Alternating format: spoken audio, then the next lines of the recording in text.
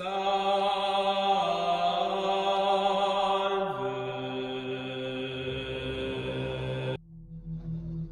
natin simulan ang kwento, baka naman wag nyo munang skipan ng ads ang ating mga video. Yun lang. Maraming salamat at simulan na natin. Kasabay ng paghandusay ng katawan ng lalaking nadakip ng gabunan ay ang pagsigawan ng mga lalaking ikinulong nito. Matapos itong gawin ng gabunan, agara naman itong tiningnan ng mga kalalakihan habang umiiyak. Magsisilbing leksyon para sa inyo ang ginawa ng mga kaibigan ko sa lalaking ito. Gugulin nyo ang araw nyo sa panatili sa baryong ito upang humingi ng kapatawaran sa kadakilang Ama na may likha ng lahat sa mga kasalanang iyong ginawa. Dagdag pa ni Nuli. Kasabay ng pagbitaw niya ng mga salita ay ang dahan-dahan nilang paglisan sa pinagkulungan nila sa mga lalaki. Buhat-buhat noon ng isang aswang ang katawan ng kriminal upang katayin. Ang matanda namang pumipisil-pisil sa mukha nang tinatapya ng gabunan ay nakatingin lang ito sa kanilang kinaroroonan habang patuloy sa pagngat-ngat ng natapyas na kamay ng lalaki. Lahat ng mga nadakip noon nila Nuli ay nakaramdam ng labis na takot sa kanilang mga buhay. Ngunit kahit ganun pa man, ang iba sa mga ito nakaluhod sa lupa habang nakataas ang mga kamay na alam ni Nuling nananalangin ito. Ginoong Nuli, kailan nyo gustong pakawalan ang mga lalaking ito? Ang sakit na sa tingay. Hindi ka ba nababahala sa iyong sarili kapag ito'y iyong papakawalan? Isipin mo, maari kang babalikan ng mga ito kapag ginawa mo ang mga bagay na yon. Wika ng gabunan. Nang marinig ito nila Nuli, sumagot lang naman ito ng,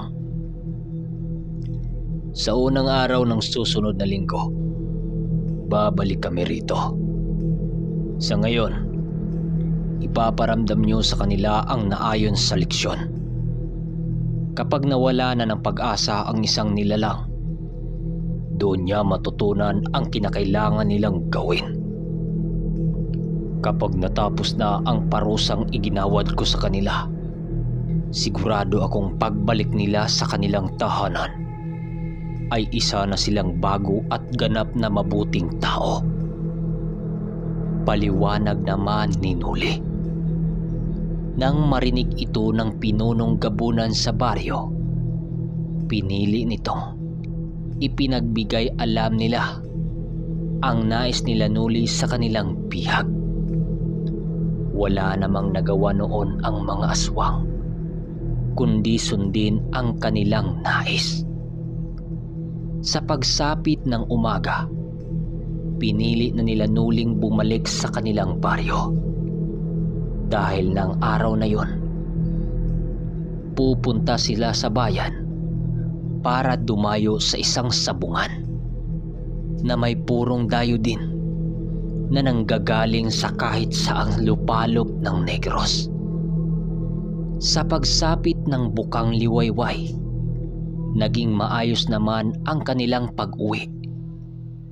Pagdating nila sa Manukan, nadatna nila ang mga tauhan ni Nuli na hininanda ang 4 na tandang na kanilang dadalhin sa sabungan. Wala nang nandiskita sa kanila, kung kaya't naging maayos na ang pang-araw-araw nilang buhay. Amo, nakahanda na ho ang mga mandirigma natin. Lahat-lahat hong kailangan nila, nabibigay ko na.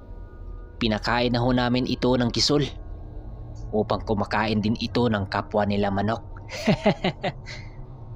Wika pa ni Karding na kanyang tauhan. Ganun ba? Gusto ko sana kayong isama kaya lang. Hindi pa dumating ang mga kasama nyo. Saka na lang ha. Wika niya sa mga tauhan niya. Okay lang ho, amo. Naiintindihan namin.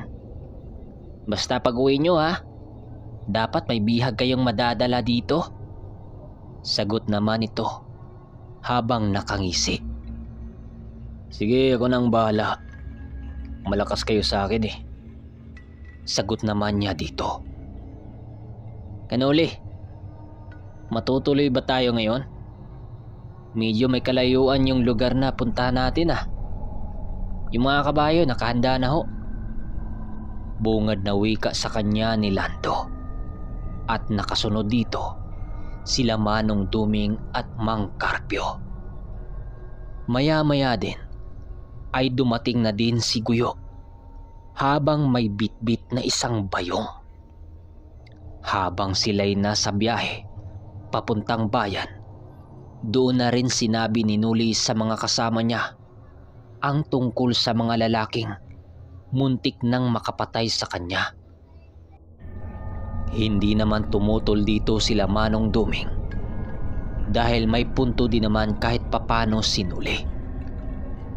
Sa paglipas ng mga oras, nadapo na nga sila sa paanan ng bundok.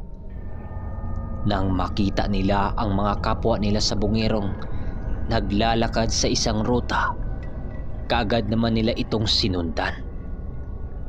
Ilang minuto pa ang makalipas, nadapo na nga sila sa mismong sabungan. Pagbaba nila sa mga kabayo, agad naramdaman nila Manong Duming ang samot-saring presensya sa paligid. Medyo kinabahan pa noon si Nuli dahil sa kakaiba ang simoy sa paligid doon. Pakiramdam noon nila Nuli sa lugar, parang pugad na ito ng mga taong may lihim na aral. Dahil halos lahat ng mga presensyang nanggaling sa mga agimat, nararamdaman nila sa lugar na yon. Iho, okay ka lang? Mukhang mapapalaban ka ngayon ah. Wika nito habang nagmamasid sa paligid. Oo nga Manong, nararamdaman ko sila. Wika naman ni Nuli. Pasok na tayo.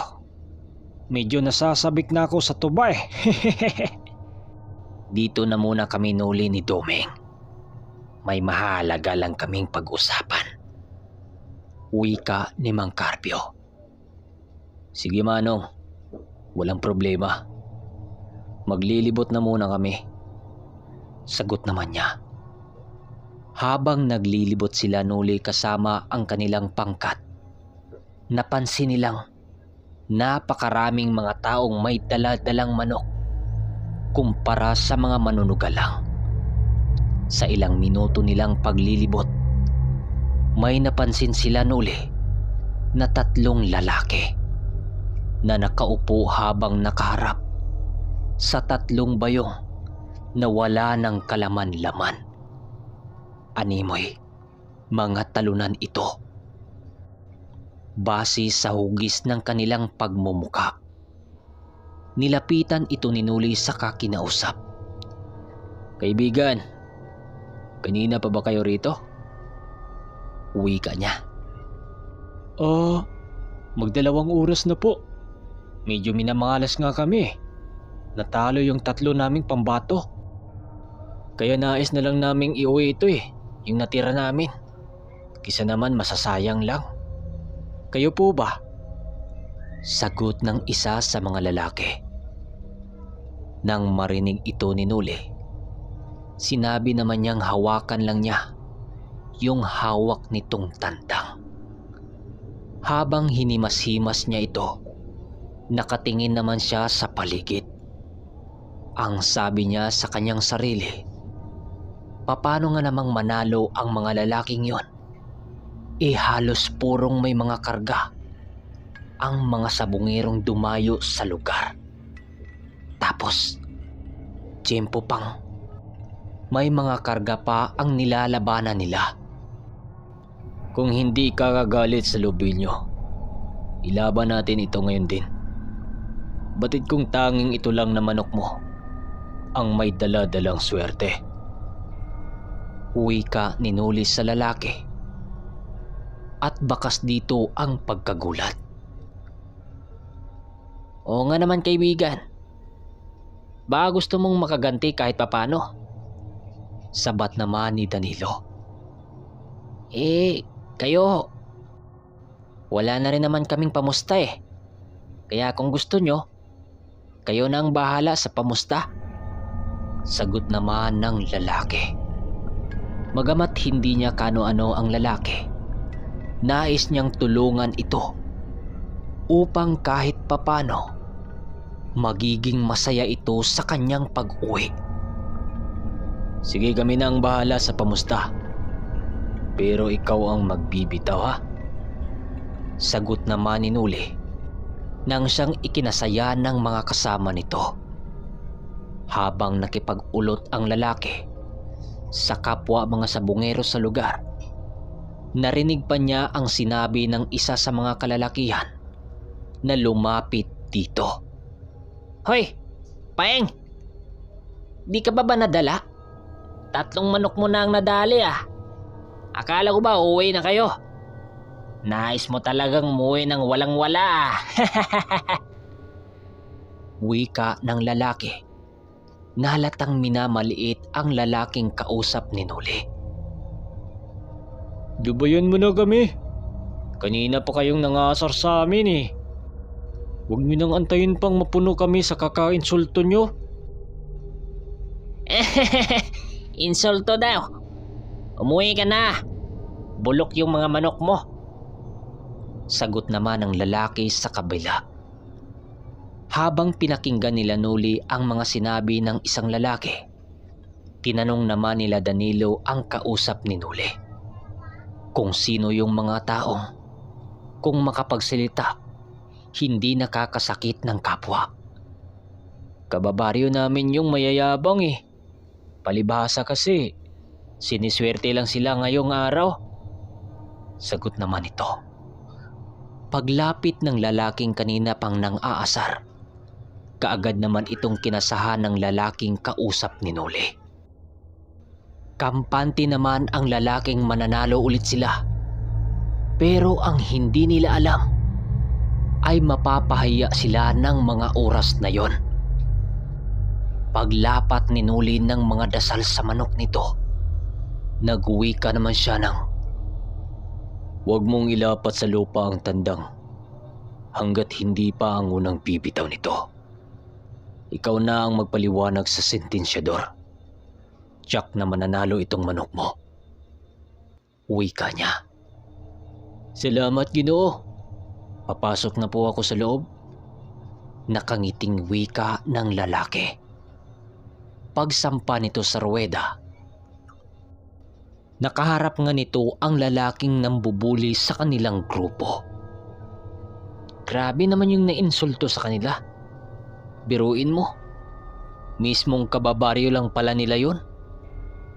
Wika ni Danilo sa kanyang likuran. "Kaya nga eh, nakakaawa ang grupong yon. Pero pagmasdan natin ang mga mangyayari." Sagot naman ni Noli sa tanong ng kaibigan niya. Maya-maya nga ay nakita nga nila Noling sinunod ng lalaki ang ipinagawa niyang ritual. Maniwala kayo sa hindi, pagpupuga ng 2 panig, akala pa ng kalaban ay patay na ang kabila.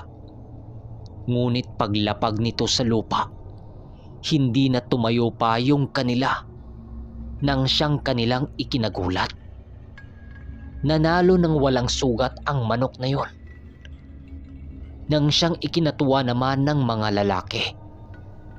Kahit talo ang 3 sa kanilang mga pambato, damang-dama pa rin ng mga kalalakihan ang labis na tuwa dahil sa mga nangyari. Ang lahat na panalo nila Noli ay ibinigay nila sa lalaki, maliban sa kanilang puhunan. Hindi naman makapaniwala noon ang lalaki kung kaya't lubos itong nagpapasalamat sa pangkat ni Nuli. Maraming salamat ho sa tulong nyo mga Ginoo. Dahil sa inyo nakaganti kami. Hayaan nyo, balang araw may regalo ako sa inyo kapag muli tayong magkikita. Walang anuman kaibigan. Basta ipagpatuloy nyo lang ang pagiging tapat sa kapwa nyo sa bungero dito. Yan ang kailangan upang palagi kayong siswertehin. Wika naman ni Nuli. So mga kaermitanyo, dito na muna ang ating kwento. Sa mga hindi pa nakapag-subscribe ay mag-subscribe na kayo. At i-click ang notification bell upang maging updated kayo sa lahat ng i-upload natin. O di kaya, hindi kayo maliligaw sa ating mga kwento. Mga kaermitanyo, pahingi naman ng konting suporta. Baka pwede niyong ma-share itong video natin sa kahit na anong social media. Yun lang, malaking tulong na yan para sa akin. Maraming salamat.